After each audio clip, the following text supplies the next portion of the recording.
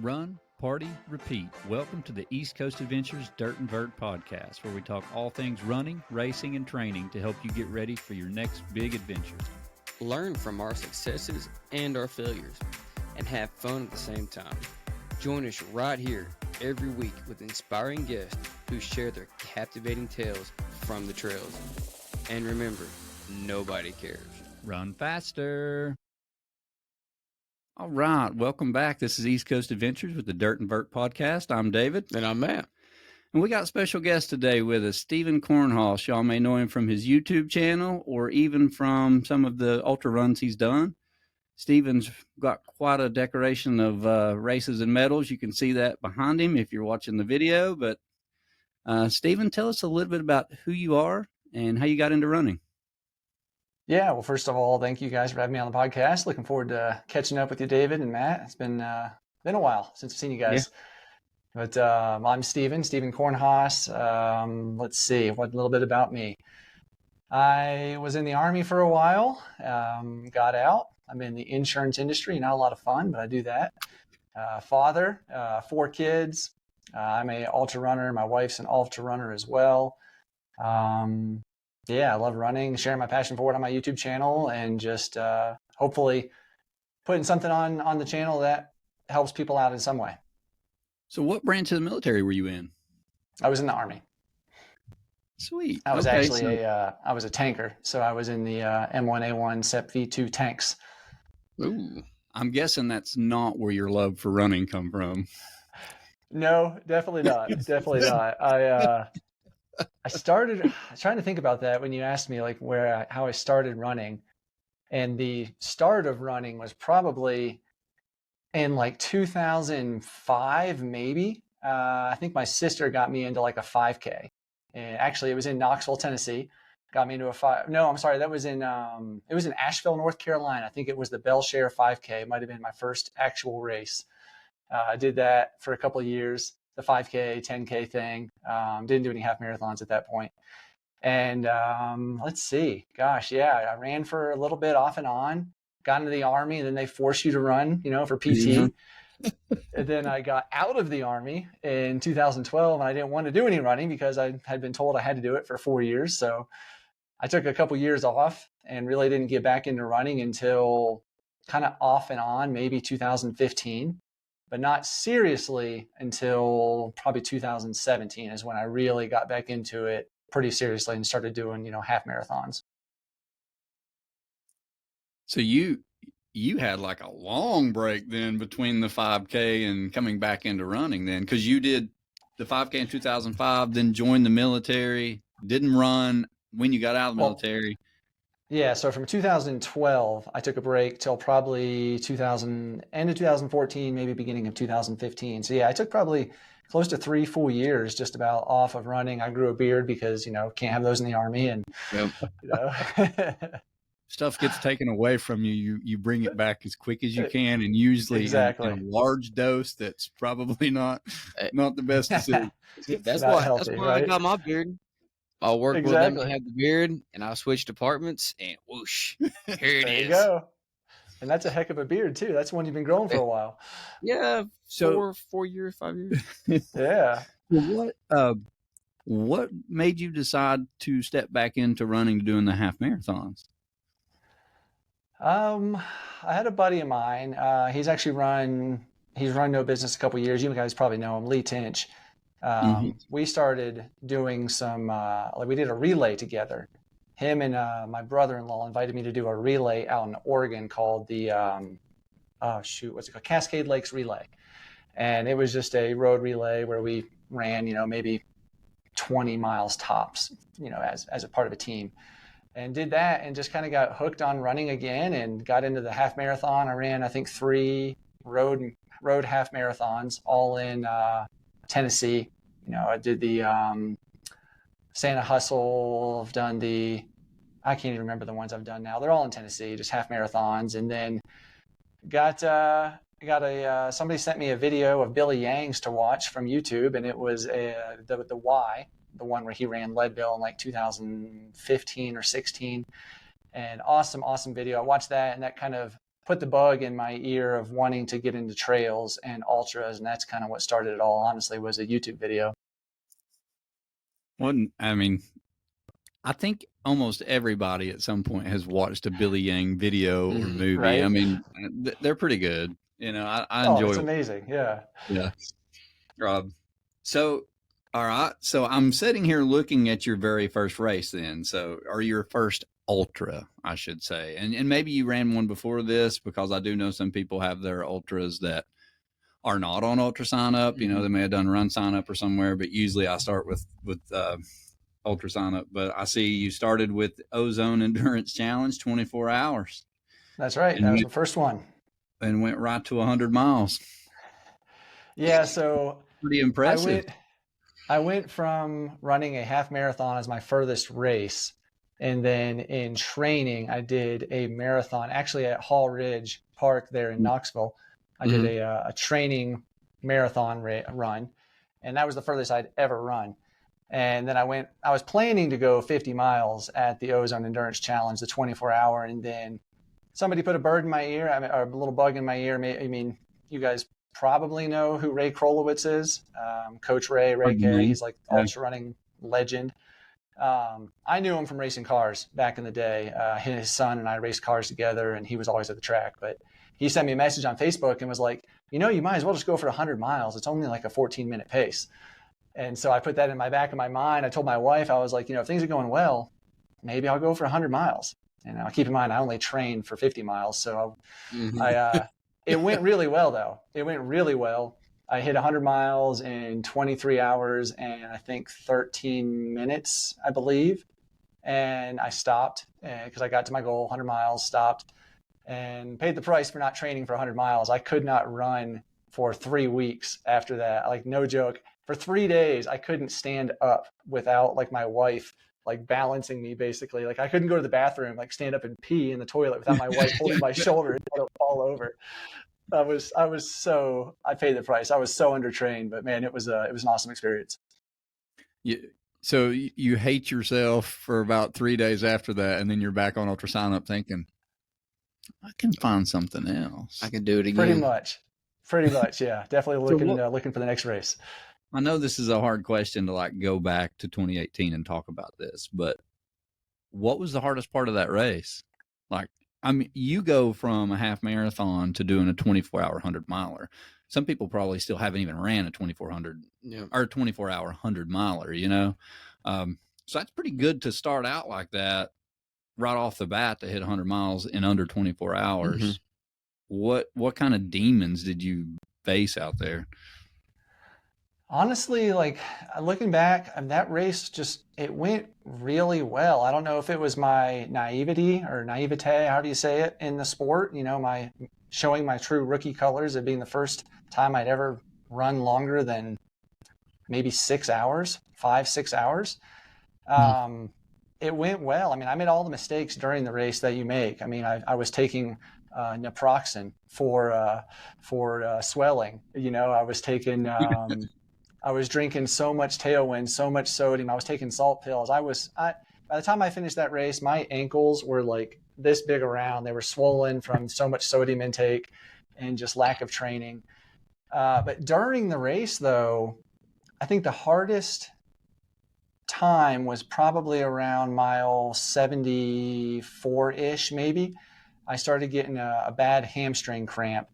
And luckily that race, you know, it was put on by Will Jorgensen. They don't do that race anymore, but they had a physical therapist on site. And so I went to the main aid station there, because it's a 2-mile loop around a lake, pretty flat. But I went there. The physical therapist worked on me for probably 20 minutes. I think I actually fell asleep on the table while she was working on me. And then I got back out there. And I remember the hamstring cramp was gone, but then like after I got to like 80 miles, I just felt that my shins were on fire, that they were going to break in half. Like, I'd never had pain like that before in my shins. Like, something was wrong. Like, I was breaking my bones is what I felt like. But I pushed on and kept going, and my brother-in-law paced me. He had never run more than, I think, maybe 20 miles tops, and he paced me for like a marathon at the end of it. It was just an awesome experience. I really didn't have any dark demons. Like I didn't get any real low spots, like mentally. It just went really well, aside from me thinking my shins were going to fall off. Well, that's awesome. Yeah. So no major stomach issues, anything like that? Nothing. No, I had no stomach discomfort whatsoever. I ate fine. This was before we went plant-based. So my wife actually went out at some point to a Hardee's and got me a burger and some fries. I remember eating that. She got me some mashed potatoes and like steak from the aid station. They cook real nice food there. And I had that at one point, lots of tailwind, a whole lot of tailwind. But it was, yeah, it went surprisingly well for being so new to the sport. He had an iron stomach from the start. Yeah, no kidding. I've always been blessed with that. I was going to say that's a game changer. It is. So you do your first 24-hour race, you get 100 miles, you're first place overall. So that's definitely a way to start out your ultra career here. Yeah. And then you move into, looks like you did some different things. You did the Cloudland Canyon 50K, Georgia Death Race, 68 miler. Did you do it the year before or after me and Kevin did? Because I remember you crewed Kevin. I think it was before Kevin. So I did it in 2019, and that was when they actually still started in Vogel. And the year after, you did it during the COVID year. Y'all started at that farm just outside of Vogel. And yeah, I believe so. But yeah, I think you guys were the year after in COVID. So it looks like you had 20 hours there, which is pretty good for Georgia Death Race. Most people, I know when I signed up for that race, my goal was just one speed, try to finish. Like I wasn't racing it because I didn't know what it was. I just heard all the horror stories. I was like, oh, here we go. Yeah, I was the same way. I really had no time goal. I wanted to get under, I think it was 23 was the Western States cutoff. And that was my goal, just to get my Western States qualifier. And so I went into that just kind of with that goal. That was it. And it went okay. I mean, if I went back now, I know I could do so much better. I mean, just so much better. Yeah. And that's a pretty good trail to run. It's definitely got the elevation. I mean, it lives up to the hype on the elevation, no doubt. Yeah, it really does. How much elevation does that have? It's like 16. I was going to say the year that I did it, I think we only ended up with like 65 or 68 miles, but we had almost 18,000 feet elevation. Oh wow! Because they had to cut. We did like an out and back, if I remember right, because of COVID. We couldn't do the original course, so we ended up with less miles but more elevation. I think when I did it, it was 71 miles and like 16,600, I believe, was what it was. That according to my Garmin. Yeah. Yeah. Which course does he do now? Is it still the out and back? I wonder. I'm not ever. I honestly don't know what he's doing right now. Yeah, I don't know. All right, so let's jump on forward here. So we got you got a 15K half marathon, then you do the Barkley Fall Classic. Yeah, I did that twice. Yep. Now that's a nostalgic race. How did that go? It went pretty well. I mean, I did really well both years. The first year I did it was 2019, and that was tough. I mean, I think I finished in 10 hours and 20-ish minutes, maybe, I think. Something like that. I could be wrong. You probably have it there in front of me. Yeah, your first time was 11:18. 11:18, yeah. 11:8. Okay, so the second year was 10:20, I believe. So yep, exactly. 10:17. But I think both years I finished like 30th or 31st, something like that, or within the top 40, I believe. Yeah. I can't remember, but it went well. I mean, I remember that first year I was cramping like crazy coming down Meth Lab Hill.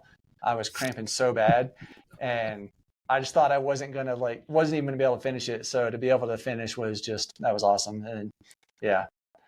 Well, and when you do, and that's what I was getting ready to say, like, when you do that race, you're not running a 50K. Like, when you sign up, it's going to be almost 40 miles because it usually ends up between 35 to 40 miles. You're going to go up Rat Jaw 2 or 3 times. Yep. It's going to be painful.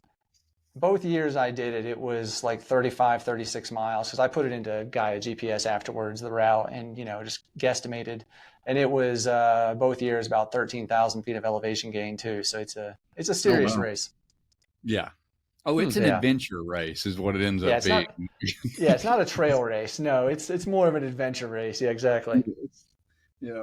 If you make it out of there not bleeding, that is like Well, that's all all the that. pictures I see is everybody's got, all these gloves and all this stuff, and there's blood everywhere. And you're like, well, Oh okay. yeah, I lost my gloves, so that was a huge mistake on yeah. the second time up Rat Jaw. But What year did you do it?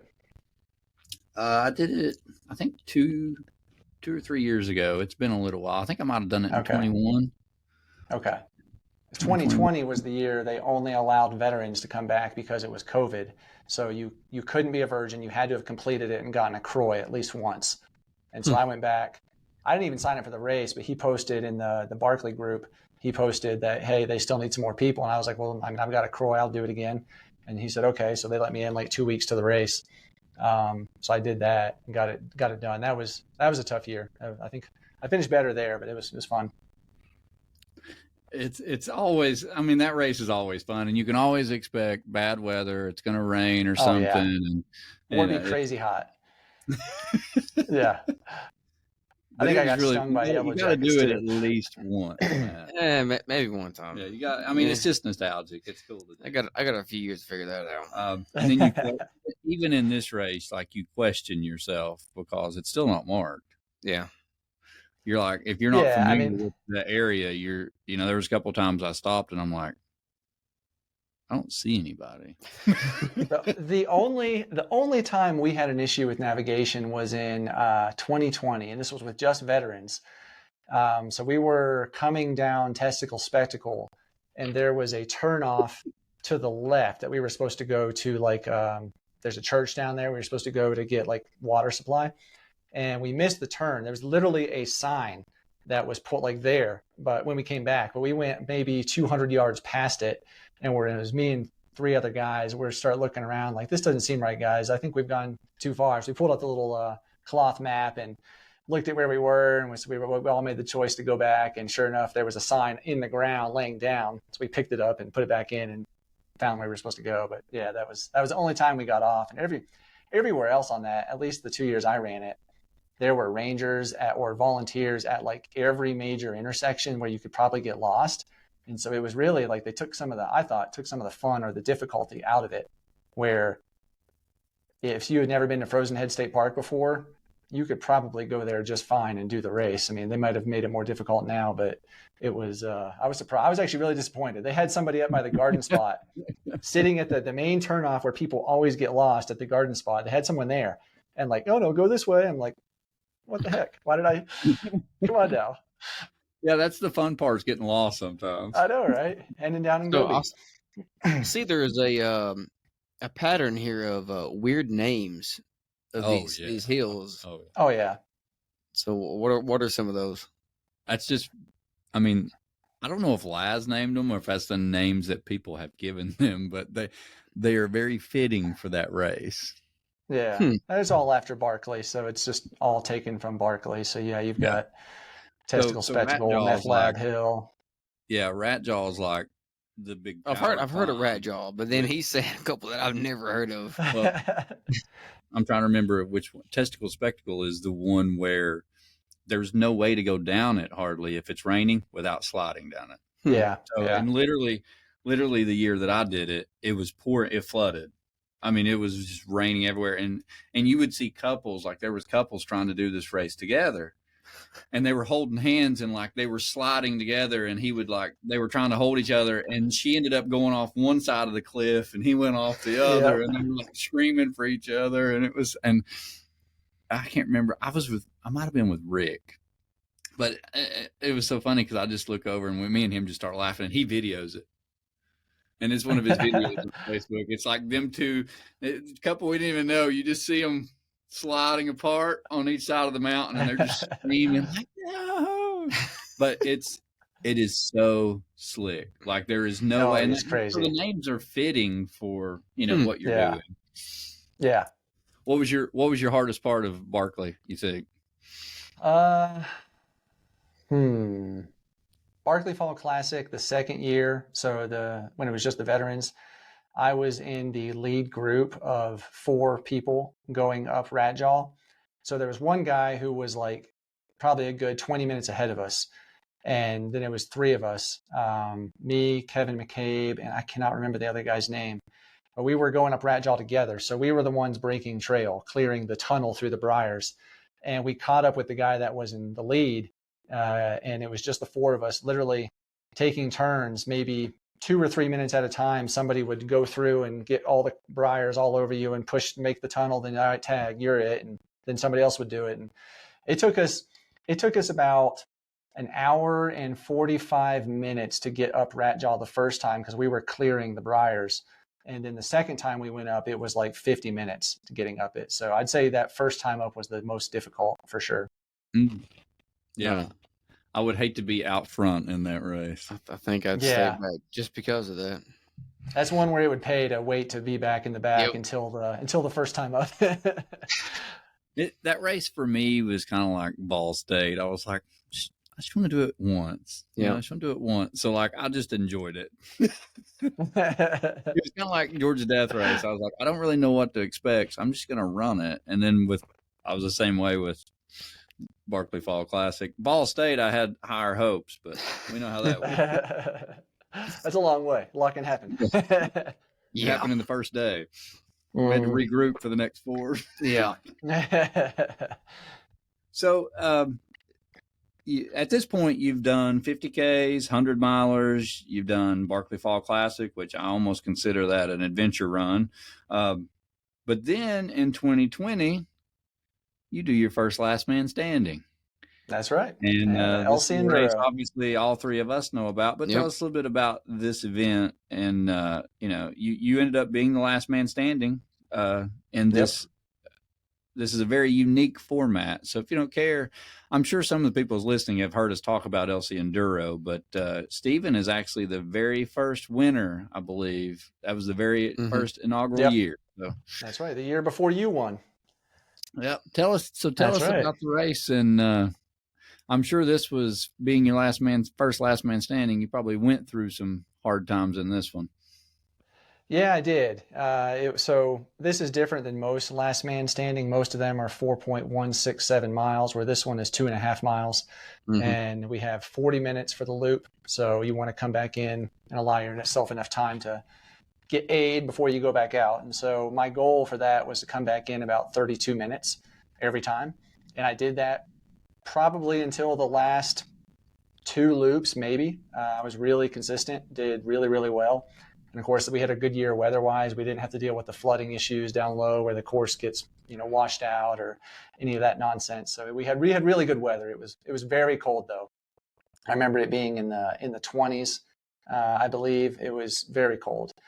That was the first year of the race. I did win it, but we only went, I think, I have to look at it's on the other side of the trophy. I think it's 62.5 miles. Yeah. So not very far for a last man standing, but it was like 11,000 feet of elevation gain. So there's a lot of climbing in those 2.5 miles. There is. Right. I was going to say that it's not the distance that makes this race so hard. It's the fairway and the mountain at the very end. Yeah. Like, either way. Yeah. So it would be the counterclockwise direction for me when you come up that backside, that climb. That was brutal towards the end. I remember when I had my trekking poles out, and that was tough. The other side, I seemed to deal with that just fine going clockwise, but man, counterclockwise, that was rough. And so that was pretty early on in my ultra. I mean, I had done 200. Well, no, see, this was in February 2020, so I'd only done the 100 miler up to this point, and so pretty early on. And I remember telling my crew, who my buddy Lee was there, my wife Kevin was there, Kevin Bishaw. I'm sure you guys know him. He was there. They were crewing me. I remember coming in at, I think it was about 58 miles. And I told Lee, or I told Kevin, I can't remember who I told. I told one of them, I was like, guys, this is getting like tough. I don't know how much more I can go. And like my legs were just shot from the climbing because I hadn't been climbing that much. And they're like, just keep going, just keep going, man, you're doing great. And so luckily I only had to go 2 more, 2 more to win it. But I remember the last loop, I went out and Kyle, He was with me. He finished second, got the assist, and we went out together. And then I went out a little bit in front of him, and we're just going on. And I came back in, and I had no clue. Apparently, he had gone out a little ways and turned around and came back. I had no clue. So I thought he was just a little bit behind me. So I come in getting ready to go out for the next loop. And there they are, everybody around the start finish holding up the trophy. And like, you're the last man standing. I was like, what? I was like, seriously? Like, I thought we got to go another one. But it was a good experience for sure. A learning experience. Thank goodness. Yeah. Yes. I was like, oh, thank God. Nice surprise. Yes, I will take it. I gotta give them credit though. Like their last man standing awards are really cool. Like It really is. Yeah. big block of wood and stuff. They're And cool. the swag you get for like going over 50. When I did it, it was a leather belt that was customized with your initials on it and like had the race logo. Wow. I still wear that belt as my main belt when I go somewhere. It's awesome. Oh wow. Yeah, they don't do Yeah. that no more. They No. do. Last few years, it's if you go over 50, you get A like hoodie. A hoodie or a a zip up jacket. And that was a nice looking jacket last year. I like that. Yeah.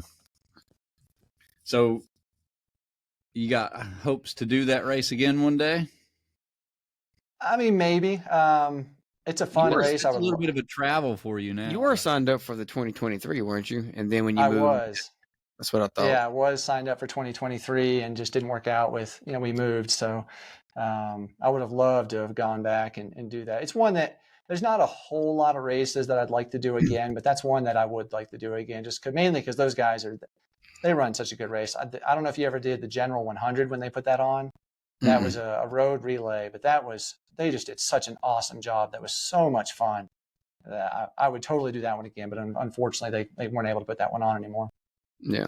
I'd never even heard of it. I hadn't either. They are good. I mean, they're really Yeah. good race directors. Oh, yeah, They I mean- always have good food. They've always got Yeah. good swag. Got great volunteers, and it's a cool location. It is. Yeah, it is. It is. Till it rains. We were able to actually camp there. We camped in the van the night before at the start finish area. They let us pull in. They said the gate was closed. You just have to open it up and then shut it. And they let us. We had permission from them to do it, but that was awesome. They might not do that anymore now because the race has grown a bit since I did it in the first year. But it was fun. It'll keep growing too. I mean, It's a great race. It really is. Mhm. They're putting on something great there. It's fun. Yeah. As much as I want to run it this year, I'm not going to. I shouldn't have ran it last year, but I did. So Mm-mm. You got to go back and get another W there.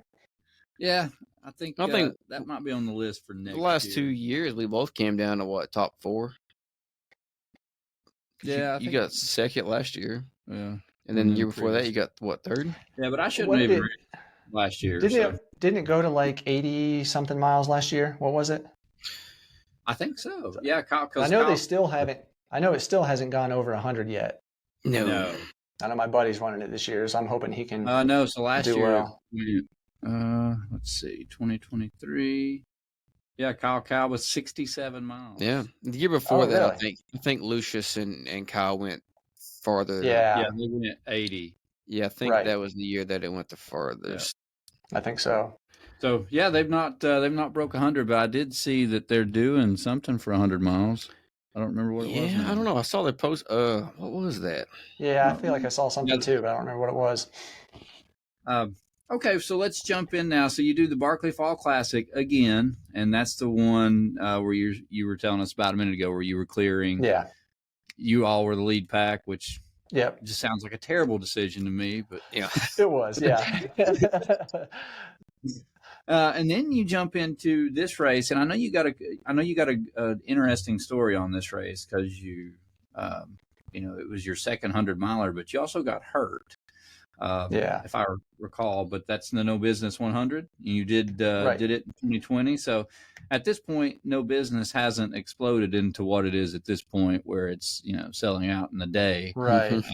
So you were still early stages, but tell us a little bit about this race. And then you had to overcome an injury, which I think happened pretty early on. Yeah. I think this was the third year of the race, if I remember correctly. Maybe the fourth, but the year prior I had volunteered there. So like No Business is one of those races that I consider that like my home race, or maybe not now that I live in Colorado, but I did when I was in Tennessee. And that was, I was there every year. And in some capacity, running, volunteering, crewing. I was there. And so 2020, I ran it, and that was the clockwise direction. Yeah, clockwise direction. And we were coming down from Twin Arches. There's some stairs coming down Twin Arches that you take, and they're not like your normal stairs. They're like your trail stairs where it's, probably close to 14, 18-inch high. We were coming down there, and there was a group of people moving slower than I wanted to. So I said, hey, I'm going to jump by you. And so I jumped by and ended up going down fast, and too fast and no business. Beautiful race, but the difficult part there is the leaf cover is so great because it's in the fall. The leaves are coming down, hides the trail. And I jumped down one of those stairs, landed on something under leaves, I guess a rock probably. My left ankle went completely to the side, and the guy behind me who was coming down with me, like, he was probably a good, 10 feet behind me. He heard it pop as well. So it was bad. And that was 18 and a half miles into the race. So not what you want in a 100-mile race. But I did limp on for a few miles and let out a string of curse words when it happened because it was incredibly painful.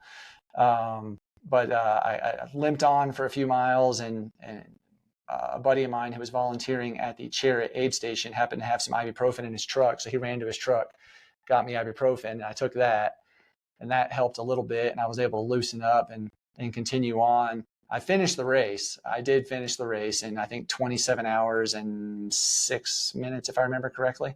Yeah. And so I finished that. And honestly, I attribute that finish to the race doctor, Derek. I cannot remember his last name, but that guy is amazing. He's there like every year. And I made it into Blue Heron, which was like mile 60 in the race in that direction. And I went to him. He was there. And so he's checking my ankle out. And I mean, it was massive. It was huge. It was purple. And he's looking it over, and he looks at me, he's like, I can tape it up, and you can do this little 6-mile loop, the Blue Heron loop we had to do, and come back to this aid station and see how it feels. He's like, it's going to hurt. He's like, I can give you a little pill a steroid pill for the inflammation, and some Tylenol for the pain. And so I took that, and I asked him, I was like, am I going to hurt this worse? And he's like, no. He's like, you're not going to hurt it worse. He's like, you already destroyed it. It's ruined. And I mean, most doctors wouldn't even let you go back out, but he was like, it's up to you. If you want to go back out and deal with the pain, you can. He's like, you're not going to make it worse. So I did. I went out and I finished it. And sure enough, I actually had torn the tendon in the ankle. I believe it's the peroneal brevis tendon in the ankle. So yeah, that took me out for a while after I was out for probably a good 3 months afterwards, just recovering, healing that ankle. One of those times where it's like, I finished the race, I got the buckle, I'm super proud of it and how I did with dealing with the pain and just, finishing, grinding it out. But it's also, perspective, looking back and knowing like, if I had stopped right when I rolled it, the next aid station dropped, maybe it might not have been so bad and takes a little so long to recover. And it's like, was it the right choice? It was a dumb choice, but I did it and I finished. And so I'll just ride that. Hey, you got the buckle. I mean, that counts. Exactly. I don't know if there is a right choice, and I don't know if you're ever gonna, because I have the opposite. I wish that now I'm like, maybe I should have just walked and like finished mine, but it's funny when you talk to different people, because Lauren did the same thing. The first year she did no business. She, broke her ankle. She didn't finish, and she went back this year for her redemption, or this past year and won. Yeah. But I mean, that race at that time of year, you're 100% correct. You do not see where you're stepping. No. I mean, there were so many leaves in some of those sections. Like it's done. Like it's done. Remember this year in the counterclockwise direction, I've somewhere between Blue Heron and Bandy. I can't remember where, because it all kind of blurs together. But I remember literally we were going through probably 10 inches or more of leaves, just that deep, where you're just shuffling along and you're pushing leaves out of the trail.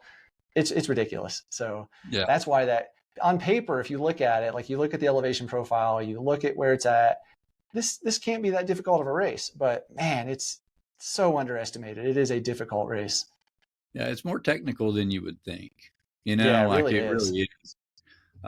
And then we had that monsoon this year too, so it was Yeah. nice for Yeah. it was nice for street crossings, and the bridges Oh, it was were brutal. extremely slick, man. They were so slick. Yeah. So Yeah, and this year we couldn't even go across the bridge. This year we had to go through the river or the creek there at Big South Fork. hey, and that's the picture we used of you too. I don't know if you noticed Oh, that. nice. No, I didn't even see it.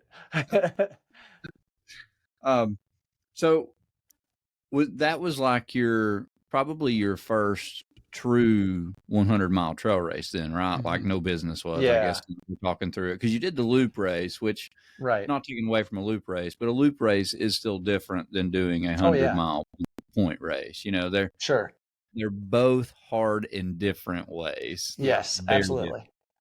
So what did you think, like, with No Business overall, like, was that at this point, was that like your hardest race just because of the ankle, or was it because of other things?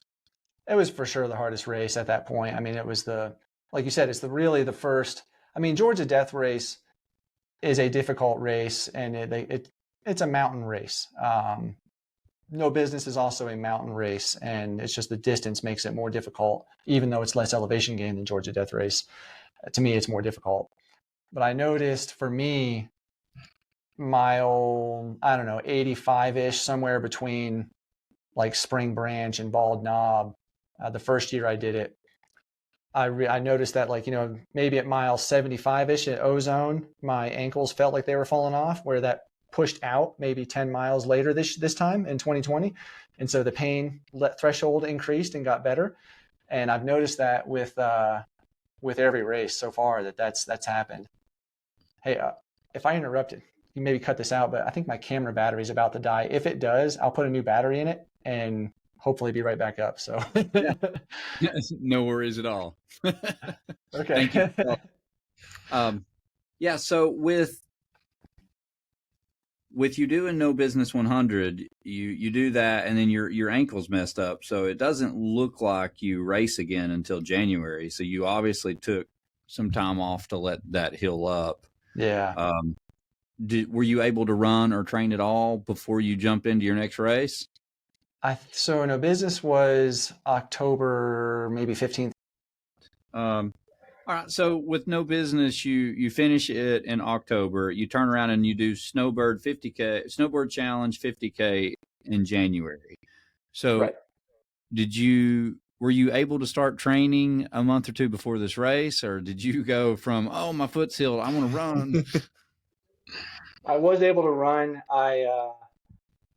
I'm trying to think when I started. I think I started running in December, so I took pretty much all the rest of October off, and then I took most of November, I believe, off, and then in December I started running at some point, only on roads, stayed off the trails completely just to protect the ankle. And that Snowbird race was basically, half of it was a trail per se, but it's not much of a trail. So it was basically a path, and then some of it was paved.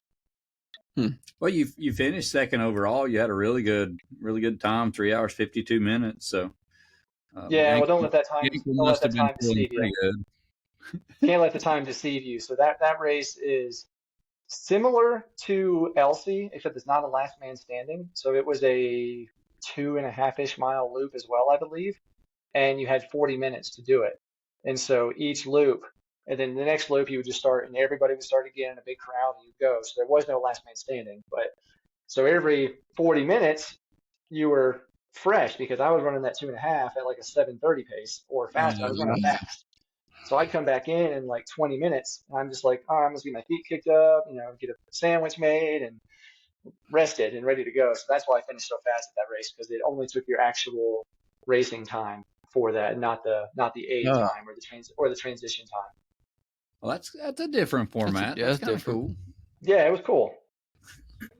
Yeah, you don't hear that very often. No, that's pretty neat. So then you jump into Yamacraw 50K, that's a pretty tough race. You do that one right before Yamacraw, though. So I was that was April. Is that right? Is that when that one race was? May 22nd. May 20th. Okay. So I was on a training run between Snowbird and Yamacraw, and I think this was in March. Yeah, it would have been March because it was right before Barkley.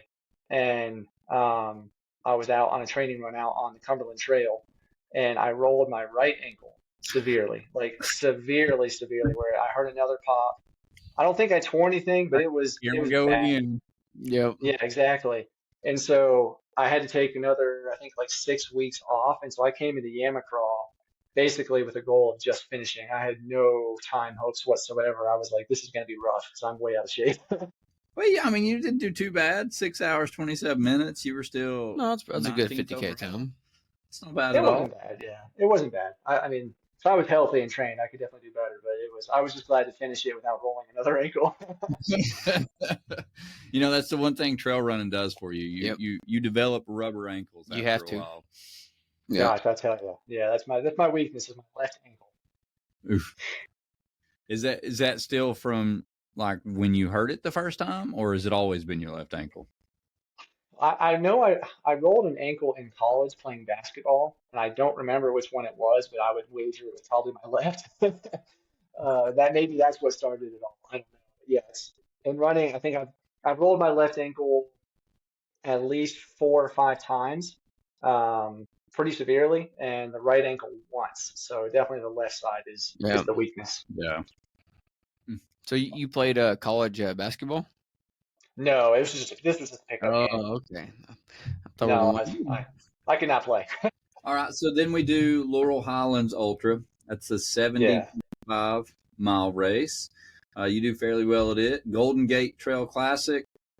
Then you do 100K Beaver Head Endurance Runs. So Yeah, that's a you great get through a race. string here now. You're getting into a string of longer distances.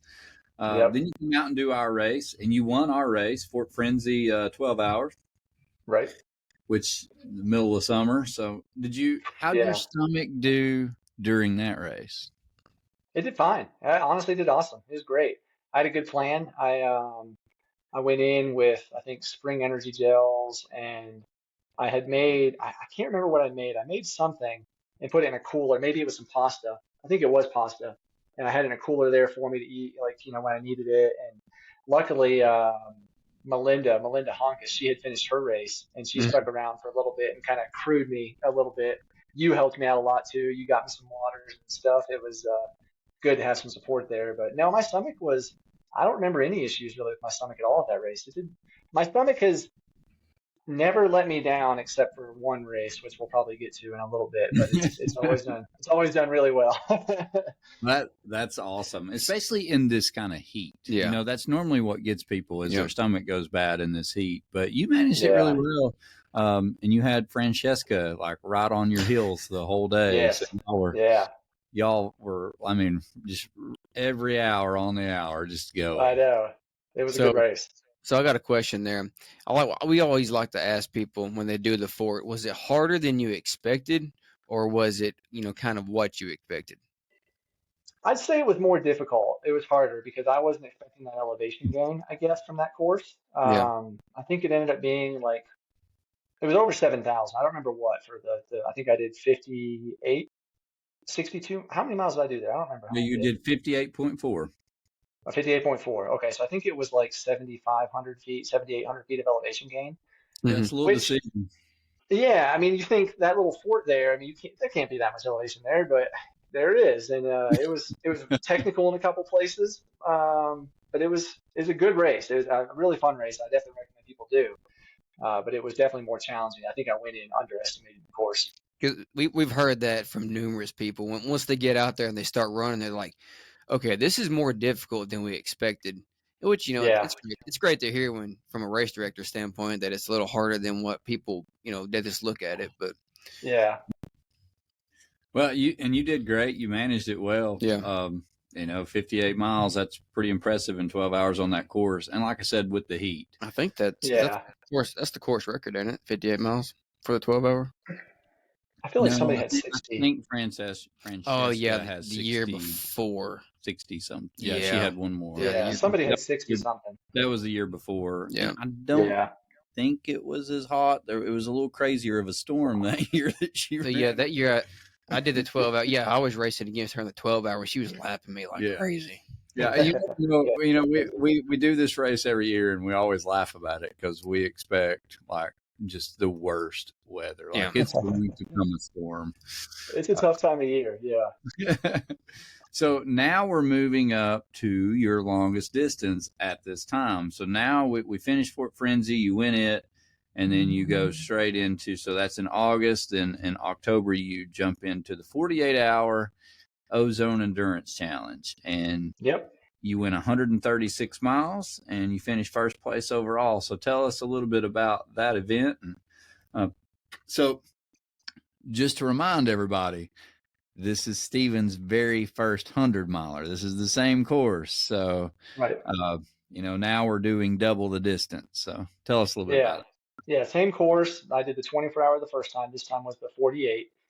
And it went really, really, really well until it didn't. like all races. I mean, honestly, I had a plan in place. I was doing a run walk. I believe I was running either 8 minutes or 10 minutes, and then walking 2 minutes, and like clockwork right from the start. So even when your legs are super fresh, I was being very diligent and staying to my plan, and that went incredibly well. I mean, I PR'd my 50 miler. It was 9 hours and change. I PR'd my 100 miler. It was like I think I did 122 hours and 40 something minutes on that same course. And then after 125-ish, I stopped at the aid, took care of my feet because I was getting some pretty nasty blisters on the toes. Had to pop those, wrap them up, and it was still going really well at this point. Like 125 miles in, I think this was like maybe 30 hours around that point, 32-ish hours maybe. It was going really well, and I went out, and maybe somewhere around mile 130, I started getting like a really bad pain in my right, like hip flexor, TFL kind of area. And so, I had my poles at this point trying to help a little bit going. And it's a very flat course. I think for the whole time, I had like 7,000 feet of elevation gain for like 136 miles. So it's pretty darn flat. Yeah, it's pretty flat. Yeah. And so I was going along, and the pain just kept getting worse. And then my wife went out to pace with me for a couple miles, and the pain just got so bad. Like, I remember there's a section where there's a little incline, and it wasn't much of an incline at all. I mean, we're probably talking a 20-foot climb, not much. But at that point, I was in so much pain. I was literally in tears, like crying on the flat part because it was so painful. I couldn't pick up my right leg at all. Like, and I don't mean like I couldn't pick it. I mean, I literally couldn't pick it up like that far off the ground, like an inch. I was dragging it on the ground flat. I just had no control of my right hip flexor. I couldn't do anything. So I limp around to the start finish, and this is that race where they have the physical therapist. So I spent more time with Jeannie, I think it is, or I believe it's Jeannie. It might be Jeannie. I'm totally butchering her name. I'm sorry, I forget it now. But I spent more time with her there in aid for probably a good 30 minutes. I mean, she tried her best. She did all sorts of crazy stretches. I was in pain while she's doing these to me, like sticking her elbow into like the TFL while she's bending my leg. But she tried her best, and I could not pick up that leg at all. So with this race the way it is, if you want to take a nap, you can. So I told the RD, and he was like, "Why don't you go back to your tent, try to rest for a little bit, see if it gets better." So I did. I went back. I think I took like 2 hours to try to nap. And so this was like probably around hour 34, I guess. Took around 2 hours to try to take a nap, see if maybe it would loosen up, and maybe at least the physical therapist could work on it then at that point, and it might do something. And I couldn't sleep. I was in so much pain. I'm rolling around in my van, or probably wasn't even rolling around. I was just in so much pain. And eventually I hobble out of the van and go to my tent. We hit sidewalls on like a 10 by 10 canopy, and my crew was in there resting. And I opened up the sidewalk. It was cold. And I told them, I was like, "I'm done, guys. I can't pick up my leg. I can't do anything. And so they drove me back around to the start finish and saw the RD, and Tom was like, I gotta stop. I can't do anything. And this was only 36 hours into a 48-hour race, and so I was bummed because I had big goals. Like my worst case goal was like 150 miles, and I didn't even do that because my hip failed me, and I wanted to try to get 180, close to 200 miles, and just the hip took me out. And luckily, I mean, I was still able to win it overall, which I was really surprised. There were some pretty decent runners there, turning off some miles, but a lot of them were in the 96 hours, just killing it, getting like 300 Yeah. miles. But it was tough. It was definitely the worst to be feeling where it's like my legs were fine strength wise. I could have easily kept going. It was that darn stinking hip that just I couldn't pick up the leg. And like the strength was there. I wasn't tired. I was staying awake. I didn't think I was taking caffeine pills at that point. It was just the stinking hip took me out. Yeah, it was frustrating. I think I went up there and paced Mike for the 24 hours. And I Yeah. remember them talking about it. They were like, Steven, something's wrong with Steven. Something's wrong. We're like, okay. I think you parked on the other side of the lake, didn't you? Yeah, we were on like the opposite of the start finish. Yeah. And I think when I was running my mic, and we would look in like, oh, he's not got up or he's not got up. And then eventually they told us that you had called your race and you were heading out. But yeah, it was rough. I remember seeing Mike. He was running really well. I forget how many miles he was in, but he was moving really well. yeah. So your goal was your A goal was like 200 miles. I would say realistically, probably 175, 180 was the A goal. Yeah. Okay. And did you just pick that number in your brain, or did you have like training to back it up, and you were like, I can get this? You put some math and numbers to it, or did you just pull it was. Or did you just pull Matthew and say, I'm gonna do this? Hey, we're hitting 300 today. That's all we're doing. No, it was definitely backed by training and numbers. I've been training with Vert.Run. They're my coach platform that I use, and so I've been with them for many years. And at this point, I've been with them for like 2 years. So I talked to my coach and crunch numbers myself and just think, what I felt like. And I think my biggest issue was the strength. I needed to do more strength training, and specifically in the hips, the glutes, the trunk. That's every runner's main weakness, really. I didn't do hardly.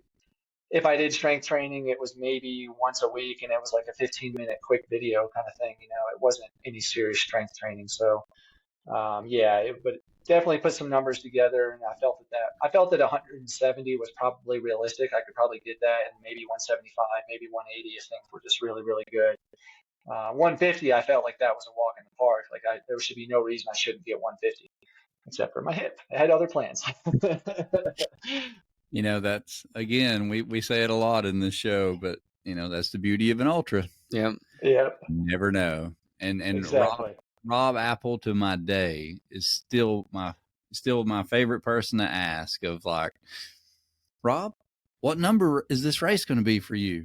And I don't know if you follow Rob Apple, but he just got 800. So he just finished his 800 ultra. So wow. But I remember running with him at your race. Yeah, he's awesome.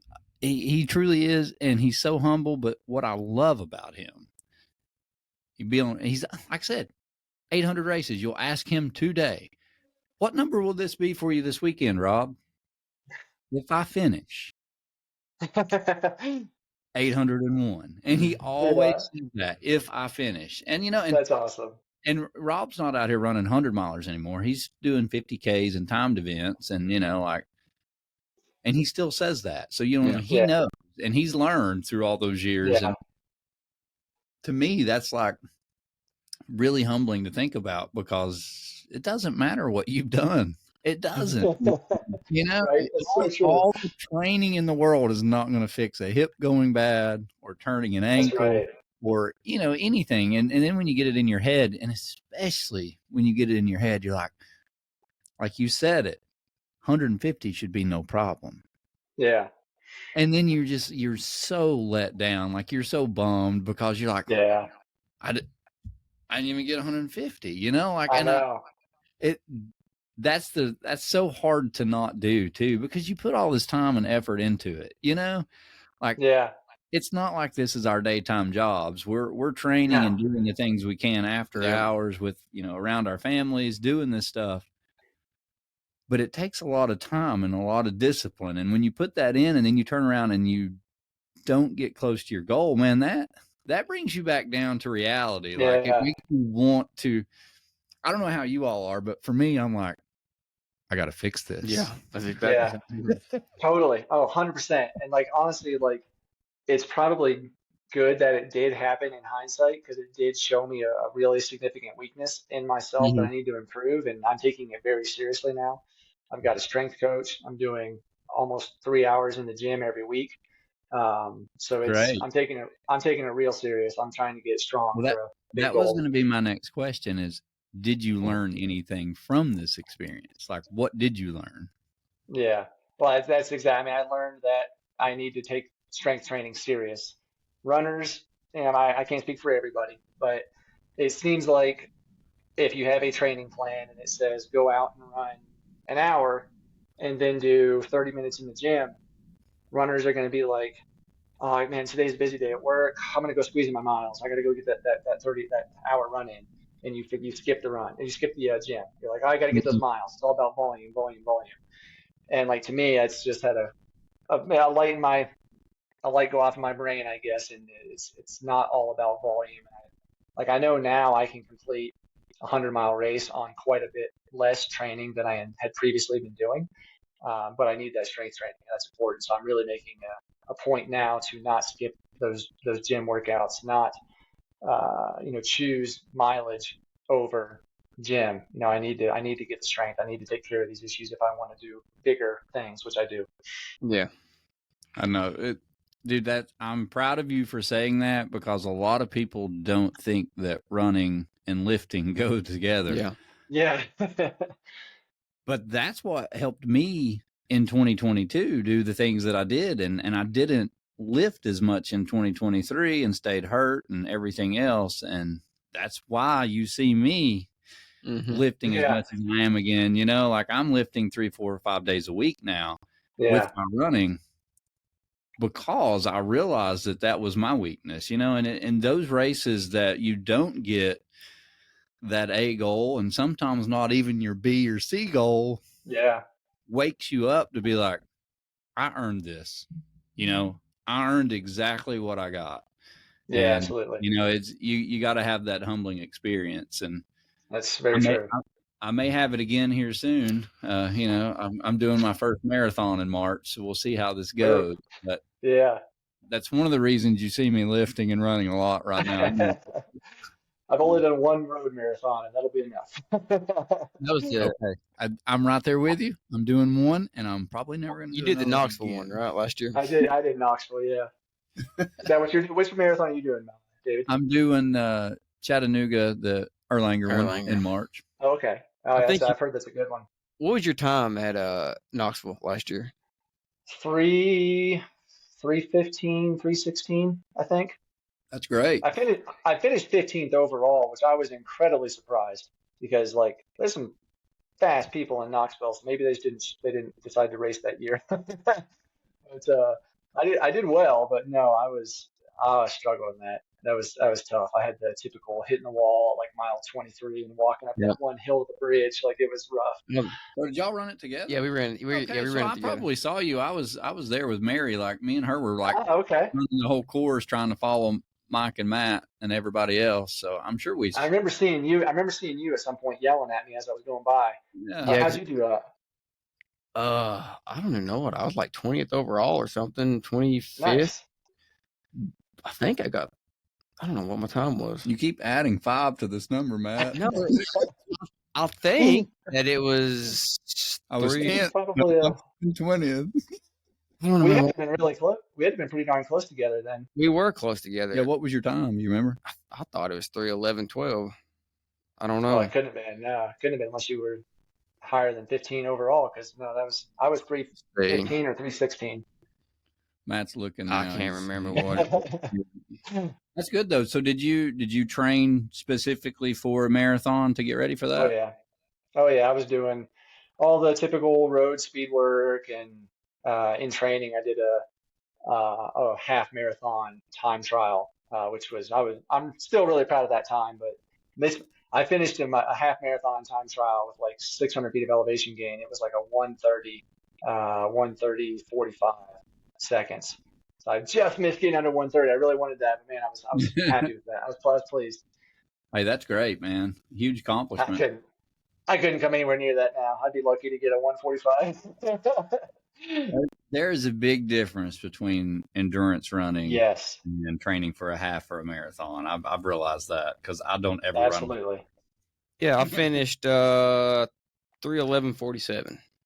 Oh, and you beat me. You had to have been higher than 15th overall. No, it says I was 29th overall. What? I could have sworn I was like 16th overall in that race. They must have changed. Added Unless some you, other. Let's see. Let's go look Huh. at the actual unless you official. were looking at gender place, maybe. Possibly. Could have been 15th overall male. Maybe. I don't know. Anyway, Yeah. move on. Okay. So now we move into the country mile 48 hour, the Silver Rush. Now, Go ahead. that Country Mile never happened. I didn't even show up to that race. I need to contact the RD because he's got me on there as a DNF or like 2 miles. I never even showed up to that race. 9 miles. That's You got 9 miles. Show up. You're like, Yeah, I didn't even show up. I was in Colorado. I didn't even like show up. you know what happened? Your bib got set somewhere and got scanned a few times. That's probably what happened. Probably was I it. mean, I wasn't even there. You know, But, hey, there's this box of bibs though that every RD has that they set down somewhere, and every now and then one of them randomly gets scanned, and it was yours. that's true. Yeah. So the country mile, you didn't even run, but somehow you got 9 miles, which is an impressive feat in its own. You did Silver Rush, and then Yep. I think this is a race that's probably been on your bucket list for a while that I'm seeing here. I actually I watched your YouTube documentary on this not too long ago. Well done, by the way. But Leadville Thank 100. you. Yeah. Yeah, that was an amazing experience. Definitely one that's been on the bucket list. I mean, that's the video I watched that got me into ultra running was Billy Yang's video on Leadville. And of course, I've watched so many other videos on Leadville and just wanted to do it. And I got super lucky. Somebody that follows my YouTube channel contacted me and actually donated their volunteer hours to me. So I was able to get into the race because I missed the actual lottery. I didn't get in, but because I had the volunteer hours, they were able to get me in. So that was awesome. I mean, so cool. And I mean, the race went fairly well. Didn't go great. I mean, it's a high altitude race. It's, we go up over 12.5 twice. You're up above 10. I think the average elevation of the race was like 11,100, something like that. So it's a high altitude mountain race, and it's tough. It's very tough. I trained on the course, a good bit of the course leading up to it, because I live, 3 hours from Leadville, a little less than 3 hours from Leadville. So I had the opportunity to do that and got up and over Hope Pass in training and thought, okay, this is tough, but I can do this. And in the race, man, just, I don't know, because it was at that point going up Hope Pass would have been 45-ish miles into the race. It's a lot different than doing it when your legs are fresh on a training run and you've been out there for 10 hours already. So it was tough. And then the backside of Hope Pass it's so steep. I mean, I can't even tell you. I don't even know percent grade how steep it is, but it is incredibly steep. And so that was brutal, and it kind of all slowed down a lot at that point. I was on pace for my 25-hour goal until pretty much Hope Pass, which makes or breaks you. And I got back over it, got to my crew back in Twin Lakes, and they took care of me, got me what I needed, and got me back out there with my pacer. And that's the race where my stomach turned on me. And I think a lot of it was mainly the altitude combined with just the duration at altitude. And I was using a new nutrition product, which worked really good for shorter stuff, but I kind of found after about like 6 hours, it just was too sweet and my stomach did not want that. So I kind of had to get away from it. But yeah, I made it back into May Queen aid station, which was like mile 88. And I ended up throwing up twice. First time I've ever thrown up in a race. In training, never thrown up, never had issues. I was sitting there I'd been feeling really nauseous for a while, not able to really take many calories. Was drinking a little bit of water. And I just got there and I remember, like, you can see in my video, I'm like, I think I say, like, I need caffeine. I'm like, I was so tired for some reason, just crazy tired.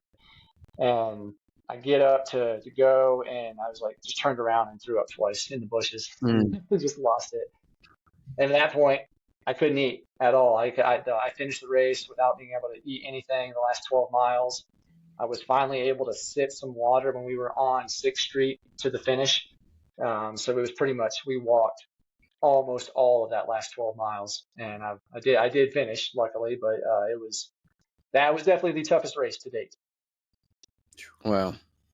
Yeah. And do you think it was, so with that being said, is it the toughest because overall the terrain, or because of the altitude and the sickness and the stomach issues? I mean, the altitude is such a variable that you just can't really account for. I mean, I train at altitude. I live at 6,700 feet, and I, knew this was Leadville, or it was up high, so I was routinely up over 12,000 feet. I went up to 14,000 feet a couple of times. So, I mean, I was at altitude, but I wasn't at altitude for 20 hours plus. Yeah. And that's a big difference than just doing it for a 6-hour training run. So I think the altitude makes it incredibly, incredibly difficult. The terrain is very technical in places, very technical. A lot of rocks and roots. But then there's other areas that are super easy runnable. So it's just a combination of the distance. It's 100 miles at altitude. It's tough. Yeah. Would you do it again? Yeah, probably. I didn't apply this year at all. Didn't try. There's other things I wanted to do, but it's definitely a race I would do again. I don't know. It's crazy because it's one of those races that's so popular, and it's like, one of the oldest 100-milers. There's a lot of history there. Being a part of it, such a huge race where you come into an aid station and there's hundreds of people there cheering you on, if not thousands of people cheering you on. It's electric. It's amazing. But I got to say, I was really, really disappointed in the aid stations. I did all three. I did 3 Leadville races this summer, all 3 lifetime races: the trail marathon, the 50-miler, and the 100-miler. All 3 of them, their aid stations are, you better come prepared with your own stuff. Let's just say that. If you like goo products, it's not like back east. Like your guys' aid stations, no business. I mean, shoot, they're cooking pancakes. You got eggs, you got all sorts of soups and chowders, and it's a buffet. There, It was not at all. Which I knew that ahead of time, so I planned for that. I had a crew with all my stuff, but definitely a little disappointed in the aid stations. Yeah, I mean, that's the thing about 100-miler. You want some really good food on occasion, and when you're living on goos and chews, it becomes rough. So, Steven, I figured out the marathon thing a while ago. You ran it in 2022 as well. That's when you ran it, right? Right. And I ran it that year as well. And then you did get it in 3-something. I got it 3:21. And then last year I did it. And then I got it in 3:11 in 2023. That's what. Okay, gotcha. Well, that's an awesome time, man. 3:11. That's awesome. Yeah, it was rough. But we got 4 more of them this year, so we'll see what we can do. One. Yeah. 1. That's what he says. Yeah, we'll see. And so then we finish it off. You come back to No Business 100 this past year, and you finished without an ankle injury, and you did it in 24 hours and some change. So congratulations. Yep. How was that race experience this year compared to the year of the ankle? So much better. I mean, just so much better. It went great. I ran that race according to plan. I was a little slower in the night section between somewhere after Blue Heron to somewhere after Bandy to towards Blue. No, which direction were we going? Now from Blue Heron to Bandy. Sorry, we're going that direction. Yeah. It was all at night, and I ran that section with Derek Baker, who's a crazy stout, awesome runner. He's done No Business, I think, 3 times. Beast of a guy. But we ran a little bit slower than I would have wanted, but I think that was my fault because I was really kind of in a low spot maybe, or just struggling there, and he stayed with me, and which was awesome, and I appreciated it. It was cool to have him stick with me. But after that, I got to my crew, got some caffeine pills in me, woke up, and I just finished that race so strong. I mean, I was running at times. I was running 8:30, 9-minute pace on those gravel roads. Wow. Mile 95 into the race. I was clicking off 10-minute miles, 11-minute miles. So I ran that so well, and I found that that shin pain I had in prior races, there was none of that. There was none of that at Leadville. My legs were used to it at that point. It had become not easy, but it had become less difficult. I knew what to expect. My body was used to it. So I didn't have any of those pains that I had. I finished that race feeling like I could have run more.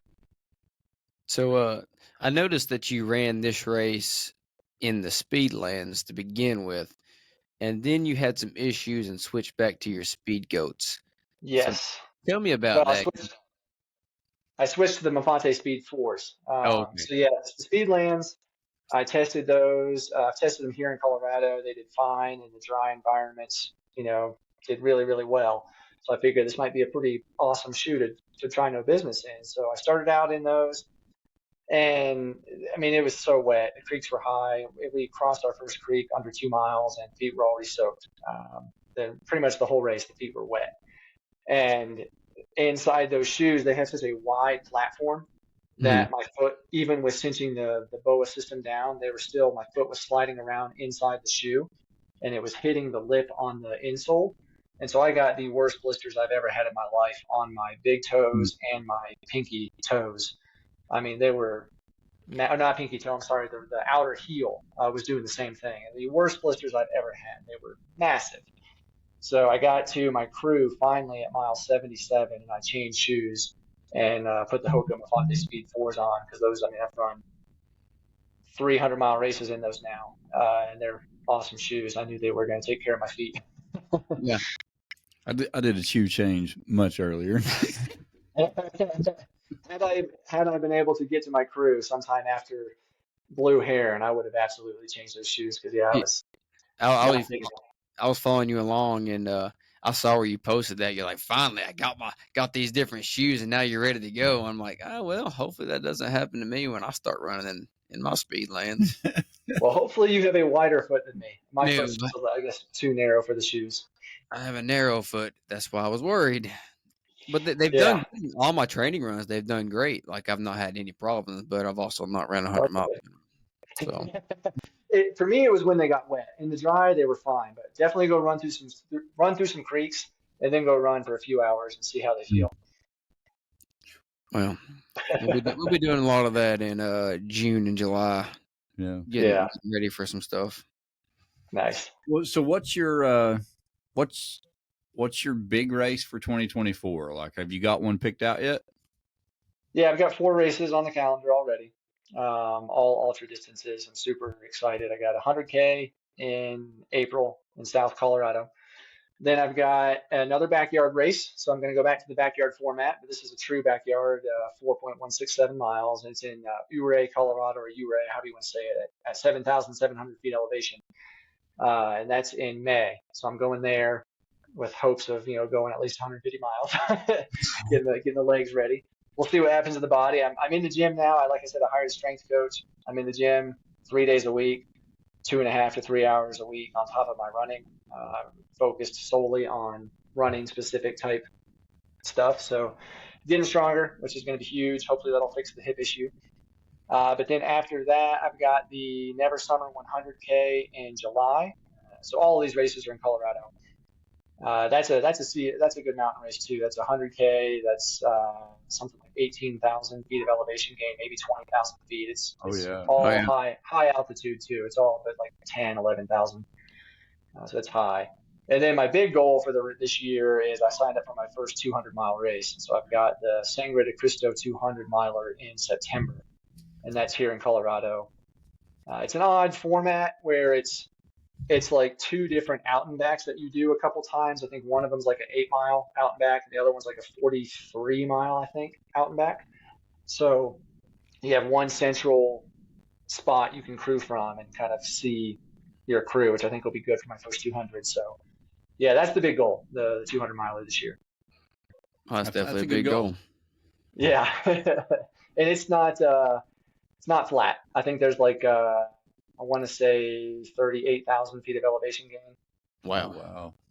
Yeah, and it's high too. I think the average elevation of that race is right at just under 10,000 feet. So it'll be fun. You're going to feel that one. Yeah. Yeah, I'll be spending a lot of time at altitude and training. Yeah, that strength training will pay off for big time for that race. Yeah. I sure hope. Yeah. In Ouray, that's where Walt lives. He lives in. Oh, is it? Mm-hmm. And I'm actually, you know what? He might be the guy that won it last year. No, he doesn't do too great in back. Oh, okay. But he did say he was going to go do another one this year. I wonder if he does that. Oh, I wonder if he'll do that in the backyard. Oh, I wouldn't see why not. Yeah. Look and see if his name's on here. No, I don't see it. Okay. Well, oh no, he is on there. It is Walt. Yeah, there he is. Walter. Nice. Yep. See, he's right there. You talk to Walt. Walt's an interesting guy, man. Very he's awesome. You'll love him. Definitely. Well, hopefully we'll be out there for a long time together. You can't miss him. He's kind of shorter and kind of jacked. If you have not listened to his podcast that we did, you've got to listen to it because he's the gentleman that finished Ball State and walked barefoot and then found flip-flops. Oh, wow. So, nice. Yeah. All right, so let's switch gears for just a minute, and then we'll finish off with some questions. We'll let Matt get the questions ready. Mm-hmm. But while we're switching gears real quick, tell us, you've got your YouTube channel. You've been doing it for a few years now, but tell us how you got started into YouTube, and you seem to be doing pretty successful. Your last video was really well done. I think it was Thank you. Your documentary. It was Leadville 100, I believe, was your latest one. But yeah, tell us about how you got started. Yeah, the Leadville documentary was the last big documentary. I mean, I did one for No Business and some other stuff here.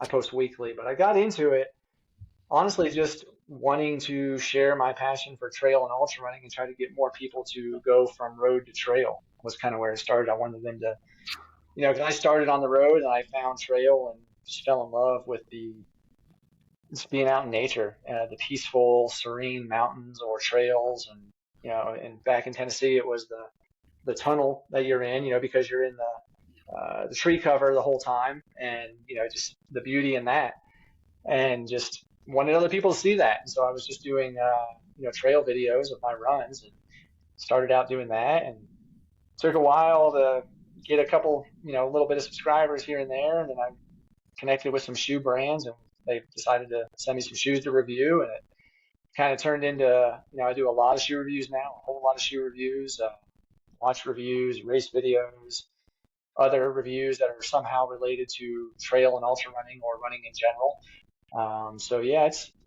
it's grown well. This is my 4th year. In May will be 4 years on YouTube, and I think I'm over 21,000 subscribers now. So it's growing. Love everybody that's watched and subscribed and been part of it, but it's definitely maybe slower than I would have hoped, but just like running, it takes a while sometimes to get up to steam.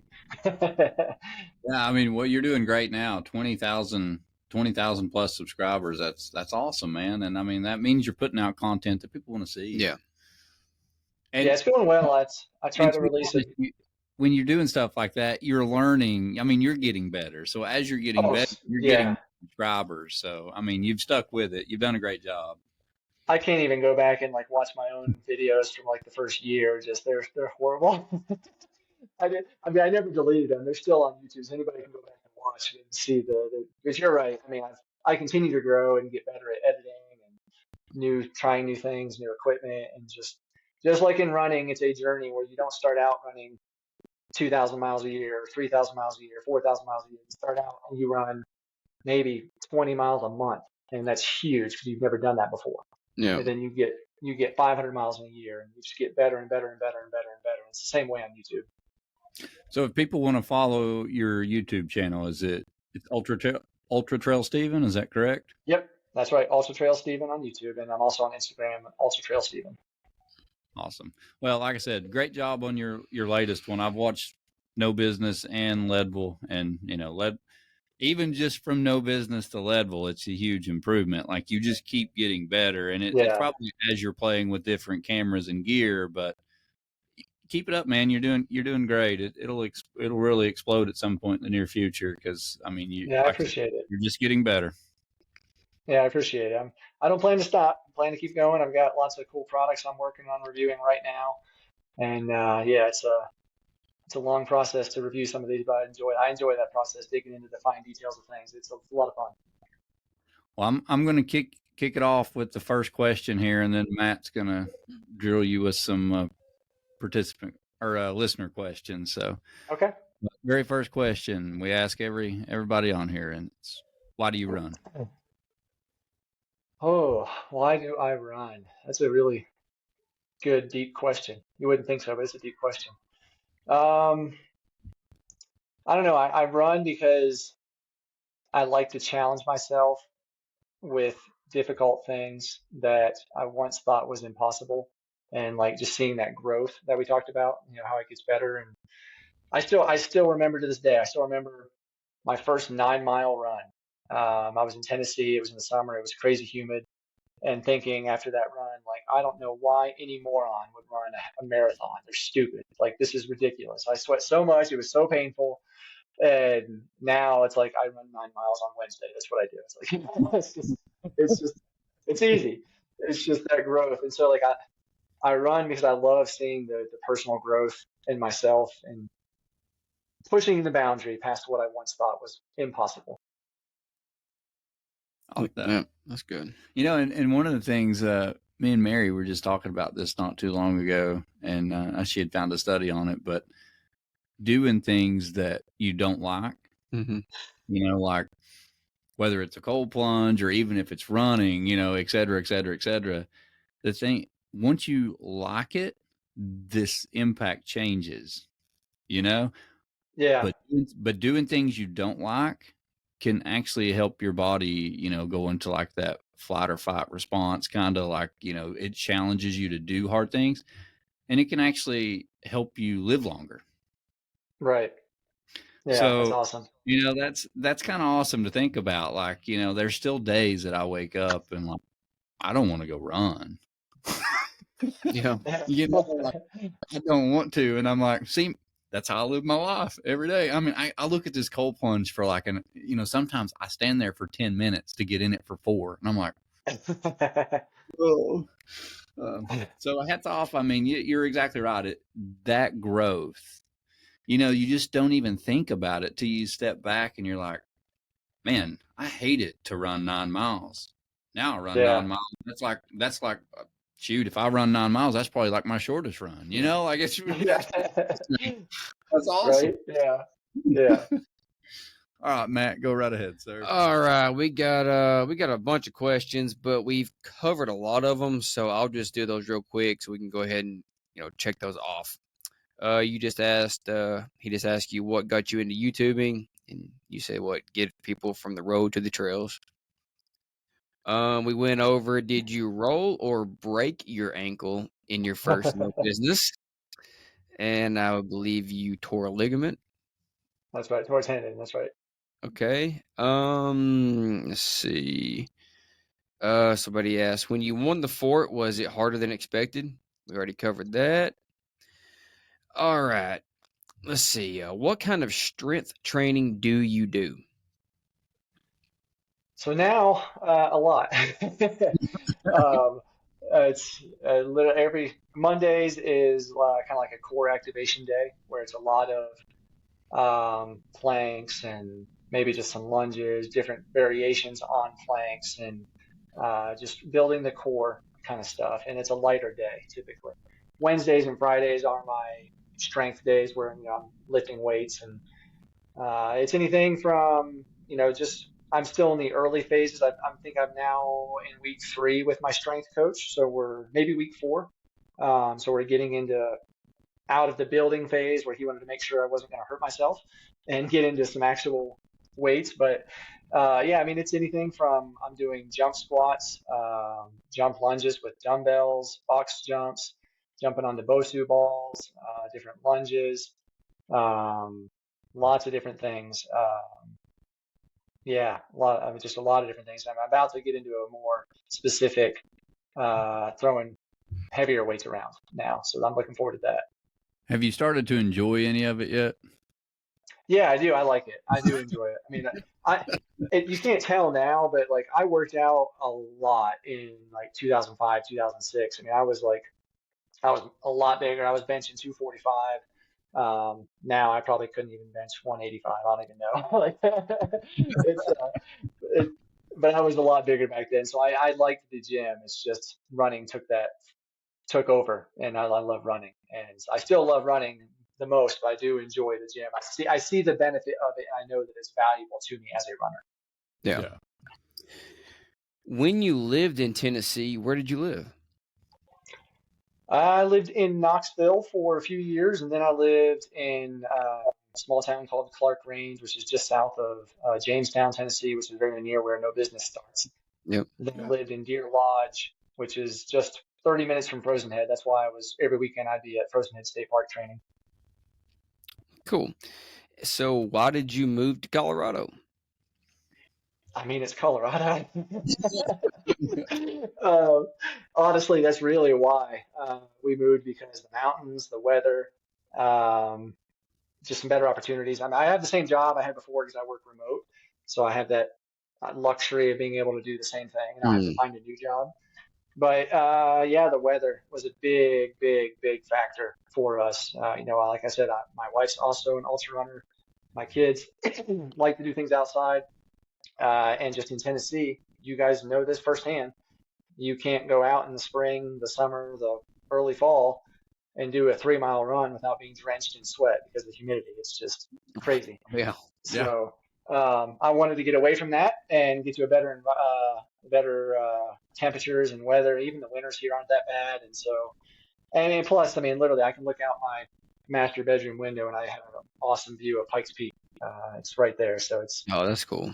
I'm 20 minutes to get to some serious trails where I can go up to 14,000 feet. So can't beat that. Yeah, that's pretty awesome. Yeah, that's pretty cool. I Yeah. went to Pikes Peak right before my daughter was born in 2014, and it was Nice. really cool. And these two ladies were actually bicycling from the bottom all the way to the top, and they had just made it once we got up there. I'm like, what crazy person does this? Then I found out they got a race that climbs up, and I'm like, that'd be pretty cool. Yep. Okay, so the longest distance you've done would have been at the 48-hour ozone? Right, 136 miles. Yep. Gonna beat that this year, though. Oh yeah, 200. Yes, absolutely. At the backyard. That's true. That's very true. I sure hope so. Since you've done a lot of East Coast and West Coast, how do you compare them? Well, my West Coast experience so far has just been the 3 Leadville races, which are lifetime races. And then I did the one race in California, and I've done one race out in Oregon, which the California race was a Spartan race, so it's kind of the same as lifetime. Big box race company. Mm-hmm. I definitely prefer the smaller race director experience. Whether it's you'll feel that personal connection, and in my experience so far is just with the bigger stuff out west. I haven't really gotten any of the local smaller races yet, but hopefully this year I've got a couple on the calendar. I mean, the 200 miler is a small race, but that's put on by probably the largest race director in the in the country. I think he has the most ultra races that he directs of any race director. Yeah. It's ridiculous. So, but they have a very small field, so hopefully that'll be good. But yeah, East Coast races that I did, No Business was the prime. I love that race. That's when I think of like what a race should be like, I always compare it to No Business. That's my litmus test. So, yeah, I love the East Coast style. Cool. So your hardest race for you would have been Leadville with the altitude? Yeah, I'd go with the altitude, definitely. Okay, let's see. Going to some of your YouTube stuff. What has been one of the coolest products that you've reviewed on YouTube? That's a good question. Coolest product. I mean, I review a ton of shoes, and shoes are cool. But probably one of the most useful things, I guess, that I've reviewed from a running recovery standpoint is maybe that sauna blanket. I I've use that seen your all the videos time. or your posts of that thing. That thing looks cool. Dude, I love that thing. Especially like after a cold run outside when it's, 20 degrees, you come back and hop in that thing to warm up and your muscles feel all awesome. That's been really cool. I love that. Some of the watches that I've reviewed have been really nice too, but just been a lot of reviews, so it's kind of hard to narrow it down to the coolest. But yeah, maybe the sauna blanket. Okay. How do you get your products to review on YouTube? So when I was first in my first 2 years, a lot smaller, it was a lot of me begging companies, reaching out, doing a lot of Googling, trying to find out who a PR agency was for Hoka or who handled the PR for Solomon, and then contacting those companies and just pleading, hey, I'd love to review a pair of your shoes on my channel, and a lot of that. Now it's pretty much companies reach out to me and request to send me products.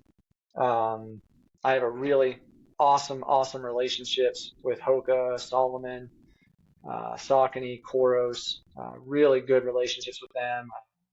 Gnarly nutrition that, I can just email my rep and be like, hey, I know that there's a shoe coming out in a few months. Whenever you get a sample, I'd love to test it. And next thing I know, there's like a pair of shoes on my front door in a couple of days, to test. So I still communicate with them, but newer brands, a lot of the time, it's pretty much they reach out to me and ask me if I would review something for them. And I can even tell you, like, the number of companies that reach out to review products that are not anywhere related to running whatsoever. Like they clearly have no clue who I am or what I do, and they just see maybe that I'm on YouTube and they shoot me an email and for a woman's dress or jewelry or like I'm not even kidding. Like every day I get emails from these companies to like They review just these see that products. you have 20,000 subscribers. That's Yep. all they say. Yeah. Well, it's that was happening since I had like 10,000 subscribers probably, but it's ridiculous the amount of stuff I turn away. Well, if you ever decide to test a dress in an ultra, just let me know. I'll personally come video that. That would definitely make a good video, though. Man, Yeah. that would probably get you a lot of subscribers. Maybe I need to rethink that. Let's see. I believe that's all I have. Yeah. Awesome. Steven, do you have any questions for us? No, I don't think. I mean, I know you guys put on some awesome races. I've only done the one that you guys put on, the Fort Frenzy. I was signed up to do to volunteer with you guys one year at the what is it, the 11-mile, 33-mile race you guys do? Yeah, Don Loco, that's it. Yep. But then that was the year that there was like I think there was a tornado or something that happened like the week before the race and it got canceled. It happened the day of the race. Yeah, the day of. Yeah, yeah, exactly. I remember that. Yeah. But I know you guys put on some awesome events, and Fort Frenzy was also aided very well. You guys' aid stations were awesome, and just the support you guys give the runners. I mean, David, you were literally crewing me basically. You were filling my bottles for me and getting me stuff from the aid station. It was awesome. So anybody out there that's wanting to run an ultra or even a non-ultra race, I know you guys do this too. I definitely recommend you guys. It's awesome stuff. Well, thank you. And we'll have to get you out when we get our, we're trying to put on this 100-miler in the Cherokee National Forest. So we'll have we're working on the 100K and 50K this year. Then we're adding the 100-miler next year. So when we get everything final, we're gonna recruit you to come out here and run it. We want you to come join us. That sounds fun. Hey, That sounds like a fun event. we need feedback. Yeah, That's that's the the best. best. We need some honest feedback, and we know you'll give it to us. So. Yep. Oh yeah, that's one thing I pride myself on is being honest. I just had a big brand for a product I reviewed very recently. It's a very, very large brand. Want to review my video before I published it. And I told them no. I was like, I said, I'm not comfortable with you guys seeing my review beforehand. It's like, I pride myself on always giving honest, unbiased reviews. And they may not send me another product in the future because of that. But to me, that's worth it. Like, I want people that come to my channel to know that they can expect honest feedback. And I'm not gonna be bought out by some brand trying to make me say something good about their product if I don't think it's good. Well, that's the whole reason you're doing the reviews. Yep. Your subscribers want to know whether or not they should try it. Yep. Exactly. Yeah. I don't want to tell somebody something's good and they buy it and they hate it and they're like, oh, well, Steven told me to buy this. It was good. No, I want you guys to, if it works for me, like I don't like the Speedland. I don't like the Speedland shoes at all. But I know there's tons of people out there that love them. It just doesn't work for my feet. So, that's. When you cut the insole piece, did it work any better? I noticed it's helped. Okay. Yeah, it's helped. I mean, I haven't run through water yet. They haven't been wet since then. Yeah. I do still wear them though, and they do seem to work pretty well. Cool.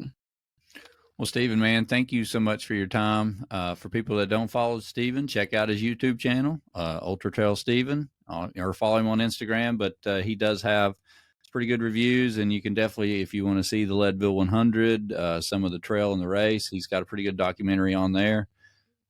But yeah, definitely check him out, follow him. Steven, thank you so much for your time, man. We appreciate it. Thanks, David. Matt, appreciate it, guys.